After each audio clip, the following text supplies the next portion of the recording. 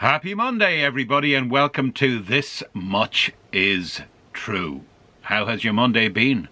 Has it been good? As well as Mondays can be, I suppose. They generally are kind of very, well, getting back to square one kind of vibe.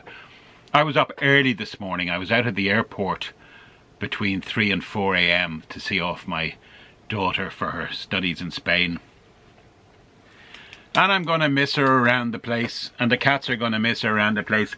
But I know she's happy, and that's the main thing. And yesterday, Sunday evening, was a pain in the bum. I'll tell you why. I lost something, but in losing something, I found something else. Let me explain. So, I've got these nice new Apple AirPods. They're really nice. You know, the kind of white ones. You look a bit of a dork wearing them, but they are very, very good. And I was in bed with them on Saturday night.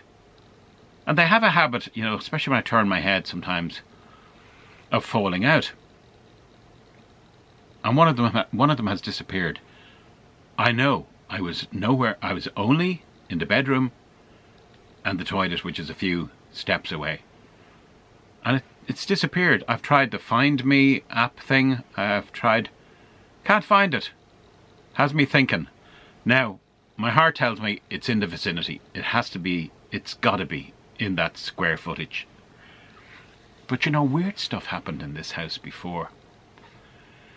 You might think I'm exaggerating, but this was about 3-4 years ago, and I swear by it. One day, being the kind of slavish husband I am, I like to make my wife and breakfast and kids breakfast sometimes. And I was down in the kitchen and I had 4 slices of toast in the toaster. I know I had. And I went upstairs to do whatever I had to do. Said to herself, listen, I'll be up in a few minutes with some toast and tea. The toast was gone. 4 slices. You might think I'm telling you. It was there and disappeared. And there was a key. There was one key at the time. Got it replaced to back door. And that key was always in the same place. And it disappeared. Got the locks changed, just in case. You know the way they always kind of turn up? And that's what I'm hoping with this AirPod. But it didn't. Anyway, in the quest for the AirPod, I went in under the bed and under the shirt press and all this kind of stuff. Found more dust than I care to remember, so I got cleaning there because that would drive me mad. I can't stand like dust. It's so unhealthy. But I found a box, and it was under my shirt press. You know the thing where you put your knickers in your drawers and your drawers in your knickers, if you know what I mean. Your sock drawer. Underneath it was a thin box, and it was some of my late father's possessions. Small things, like articles of, you know, photocopied from a newspaper from 1952. He'd been an army officer. I know I've mentioned that to you before, but so his cadet classes are always very important to officers. That's where they form their bonds with their fellow officers. But they start out, as you probably know the process, as cadets. So young officers in training. So he'd passed in 2014, so he's gone 10 years. And it was very tragic because I think my father, once he retired, like I suppose you could say the same for a lot of people, but I think once he retired and then Mum got ill, so he started looking after her. But that didn't happen until a few years, until maybe 14 years into retirement. He used to play golf with some of his old army pals, and then because of Mum's illness and clinginess at times, he didn't get out so much anymore. And that was the kind of end of him. Although he was hugely charitable, he was always involved in kind of working with charities. But anyway, I found this box. So there was a few photographs in it that were framed, black and white stuff. And it was all kind of, he'd served in the 60s and also in the 80s out in all around Lebanon and Israel and what have you. So there was one, and it was like they'd found a mine, like an explosive mine, and that was all surrounded. They had it cordoned off. I know another one exists with him and his fellow officers up on a hill with a big white flag, because they'd be monitoring for the United Nations. They'd be observing. And then there was one of landscape, which my mother used to hate. He always was photographing landscape. My mother was going, "Why are you wasting film on that?" Because back in the day, you know, that was it. You took the picture and you couldn't just delete it like we do now. But it was sad. There was a list there, and it said Cadet Class 1950 to 52. Situation as of November 1990. That was 2 years before he retired. And then there was another one a few years later. But it was all the RIPs. You know, I counted 16 out of a class of about 40 that at that point, what was that? It was going on 50 years? At that point, you know, 16. And then, you know, we'd be crossing off these RIP, RIP, RIP. I thought that was sad. And there was some little private things as well, like my late brother, Jerry. I mean, it must have been horrendous for my father. My mother didn't know because she'd Alzheimer's. It must have been horrendous for him to lose his eldest child, because Jerry was a son to be proud of. And oh, that's business coming in on my phone. And so his eulogy was there, and some little private photographs of people long, long gone. But it also got me thinking, something that is close to my heart, is that if ever I pop my clogs, I don't want my kids having to sift through mounds of accumulated shite that would be of no interest to anybody bar myself.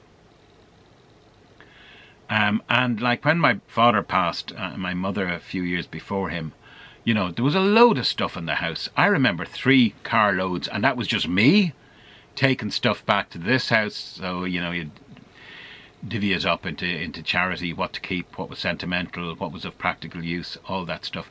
But I don't want that. And now I have an amazing library full of books. And about 4 years ago, I culled it. Gave it an awful lot to charity. I'm sure a lot of it wasn't even read. A huge amount. But these are all, some of them are, just about everything is in pristine condition.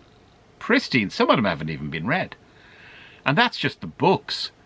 So I plan on doing a big auto-da-fe. That's not just a group, you know, pop group in Ireland. A big gathering.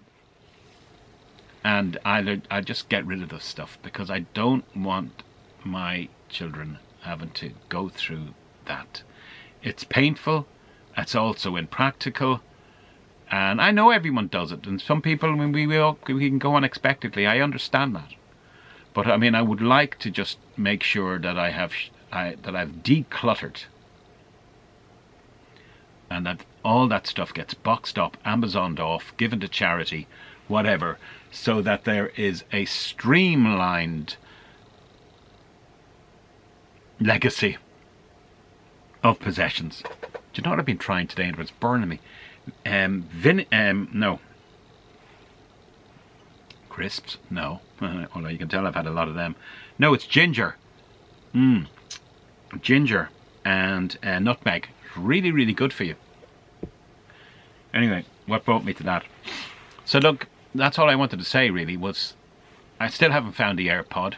Maybe the poltergeist has taken it. And then just finding that stuff on my dad's reminded me that in my head recently, with that whole thing, wanting to get rid of stuff.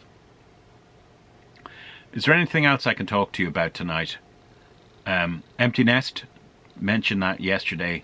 Yeah, I think once your communication is good, and you have, I know this sounds kind of schmaltzy, try and have date nights to keep the communication going. You know, and you don't have to wait until the nest is empty. You know, just say Tuesday night is our night, right? Are we going out for a meal? Are we going to the cinema? Are we going for a long, well, we walk every night. But are we going for a, you know, walk and a natter? Are we going shopping together? Just something so that you aren't going. I remember the late Gabe Byrne, fantastic broadcaster. He got a, and I've got a book. There's a book recently I just got. Somebody gave it to me for Christmas, of all letters that had come into his show. But even as a kid, I remember the letter that came in from a couple, and they'd some argument or something. They'd started out in love, but they hadn't exchanged a word for something like 20 years.